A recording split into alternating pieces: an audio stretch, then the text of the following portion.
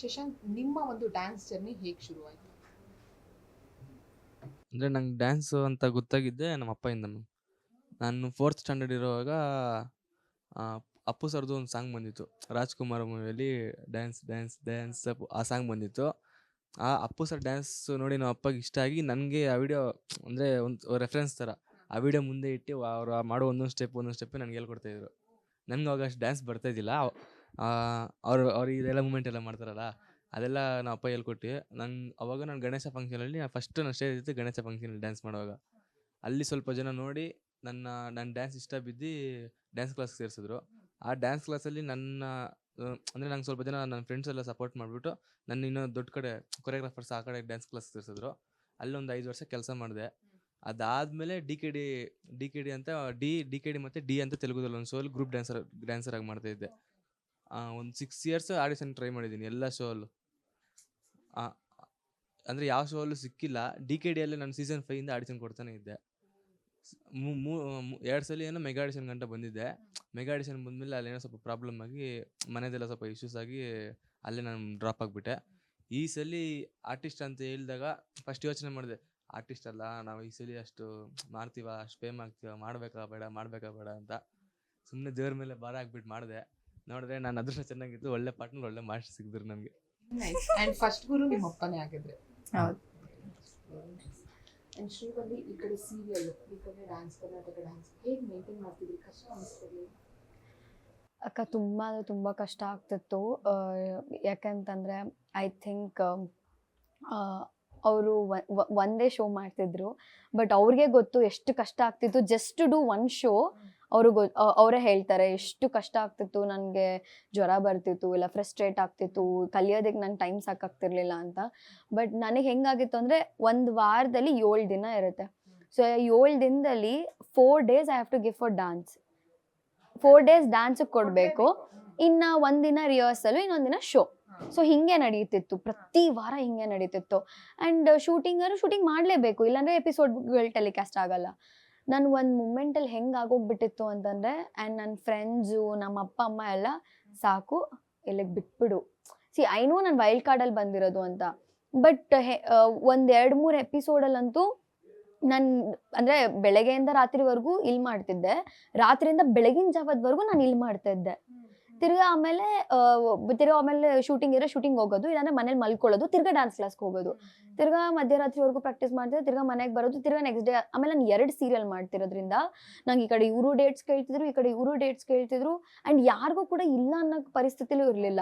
And ಅವ್ರು ಹೇಳ್ತಾರೆ, ನೀವು ಜಾಯ್ನ್ ಆಗಬೇಕಾದ್ರೇ ನಮಗೆ ಡೇಟ್ಸ್ ಕೊಡ್ತೀನಿ ಅಂತ ನಂಬಿಕೆ ಇಟ್ಬಿಟ್ಟೆ ನೀವು join.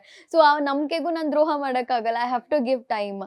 So it was very difficult for me. ನನಗೆ ಅದೇ ಹೇಳಿಲ್ಲ, ಎಷ್ಟೋ ಸತಿ ನನ್ನ ಫ್ರಸ್ಟ್ರೇಷನ್ನ ಇವನ ಮೇಲೆ ತೋರಿಸಿದ್ದೀನಿ, ರಾಹುಲ್ ಸರ್ ಮೇಲೆ ತೋರ್ಸೋದಕ್ಕೆ ಆಗೋದಿಲ್ಲ. ಬಿಕಾಸ್ ಅಂದರೆ ಮಾಸ್ಟರ್ ಅಂದರೆ ಇವಾಗ ನಾವು ಆರ್ಟಿಸ್ಟ್ ಅಂತ ಅಂದ್ಬಿಟ್ಟು ಅವ್ರ ಮೇಲೆ ನಾವು ಲೀನಿಯನ್ಸ್ ತೊಗೊಳಕ್ಕೂ ಆಗಲ್ಲ.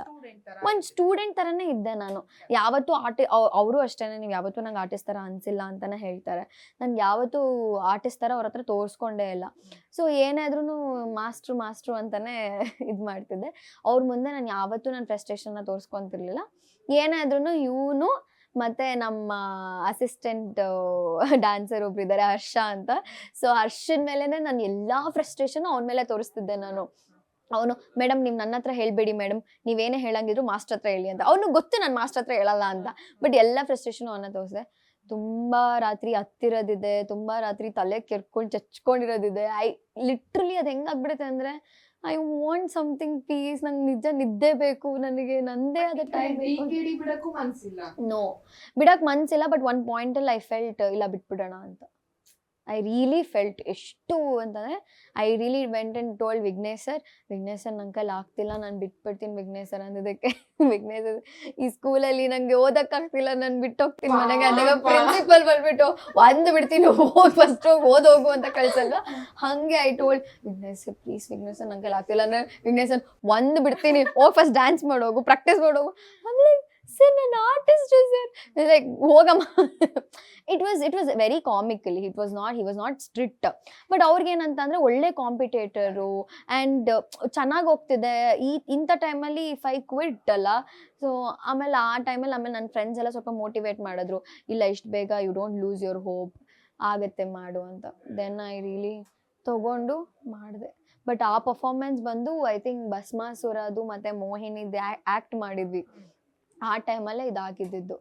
ಬಿಕಾಸ್ ನನಗೆ ಸೆಮಿ ಕ್ಲಾಸಿಕಲ್ ನನಗೆ ಬರಲ್ಲ, ನನಗೆ ಭರತನಾಟ್ಯಮೇ ಬರಲ್ಲ, ನನಗೆ ಒಂದು ಚೂರು ಬರಲ್ಲ.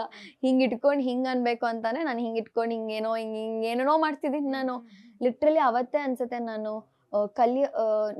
ನಾಳೆ ಶೂಟ್ ಅಂದರೆ ಹಿಂದಿನ ದಿನ ರಿಹರ್ಸಲಲ್ಲಿ ನಮ್ಮದು ರಿಹರ್ಸಲ್ ತೋರಿಸ್ಲಿಲ್ಲ ನಾವು ಜಡ್ಜಸ್ಗೆ ಅಂತೀನಿ, ಡೈರೆಕ್ಟರ್ಸ್ಗೆ ನಾವು ನಮ್ಮದು ಪರ್ಫಾರ್ಮೆನ್ಸ್ ತೋರಿಸ್ಲಿಲ್ಲ. ನೈಟ್ ನಾವು ಪ್ರಾಕ್ಟೀಸ್ ಮಾಡಿ ವಿಡಿಯೋ ಕಳಿಸ್ತೀವಿ ಅಂತ ಹೇಳಿದ್ವಿ. Night whole day 4 o'clock early ಮಾರ್ನಿಂಗ್ವರೆಗೂ ಪ್ರಾಕ್ಟೀಸ್ ಮಾಡಿ ಆಮೇಲೆ ನೆಕ್ಸ್ಟ್ ಡೇ ನಾವು ಶೂಟ್ ಮಾಡಿದ್ದು. ಬಟ್ ಅವತ್ತೇ ನಾನು ಕಲ್ತಿದ್ದು ದ ಹೋಲ್ ಡ್ಯಾನ್ಸ್. ಒಂದು ನೈಟಲ್ಲಿ I learn to dance. But ನಿತಿನಿಗೆ ಕಷ್ಟ ಆಗುತ್ತೋ ಇಲ್ಲ ಗೊತ್ತಿಲ್ಲ, ಬಟ್ ನಿಮಗೆ ಏರಿಯಲ್ ಆಕ್ಟ್ ಮಾಡೋಷ್ಟೊತ್ತಿಗೆ ಅಥವಾ ಈ ಥರ ನೀವು ಭರತನಾಟ್ಯಮು ಇವೆಲ್ಲ ಫಾರ್ಮ್ಗಳು ಮಾಡೋಷ್ಟೊತ್ತಿಗೆ ನಿಮ್ಗೆ ಎಷ್ಟು ಚಾಲೆಂಜಿಂಗ್ ಆಗಿತ್ತು?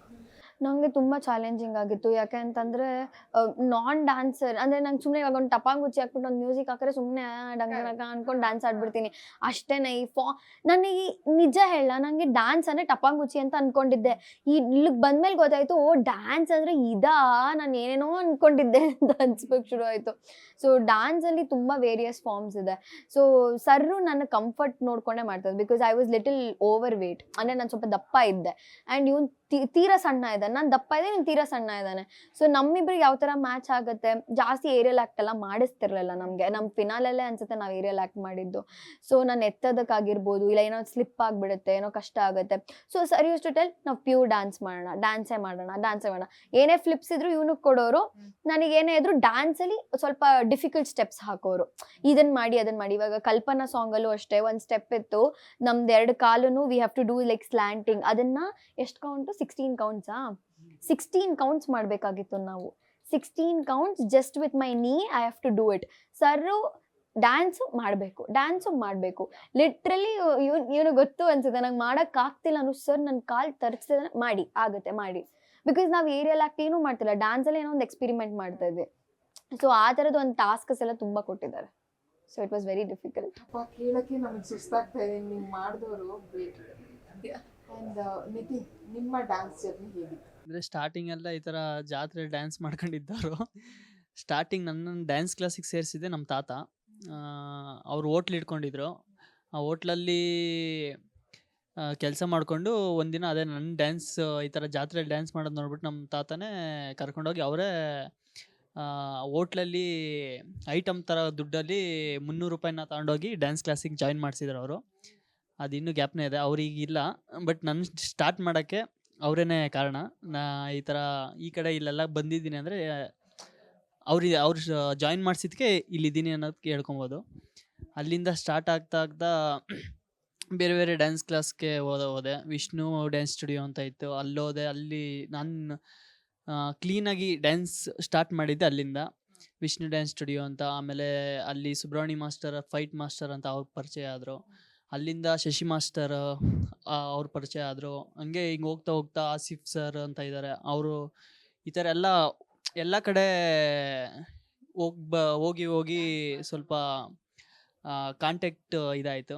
ಈಗ ಇಲ್ಲಿಗೆ ಬಂದಾದಮೇಲೆ ನಾನು ಈಗ ಈ ಥರ ಶೂಟಿಂಗ್ ಮಾಡೋ ಟೈಮಲ್ಲಿ, ಯಾವುದೋ ಒಂದು ಶೂಟಿಂಗ್ ಇತ್ತು, ಈ ಥರ ಶೂಟಿಂಗ್ ಮಾಡೋ ಟೈಮಲ್ಲಿ ಈ ಥರ DKDಗೆ ಬರ್ತೀರಾ ಅಂತ ಅಂದ್ಬಿಟ್ಟು ರಾಹುಲ್ ಮಾಸ್ಟರು ವೈಟ್ ಕಾಂಡೆಟ್ರಿಯಲ್ಲಿ ಕರ್ಕೊಂಡಿದ್ದು.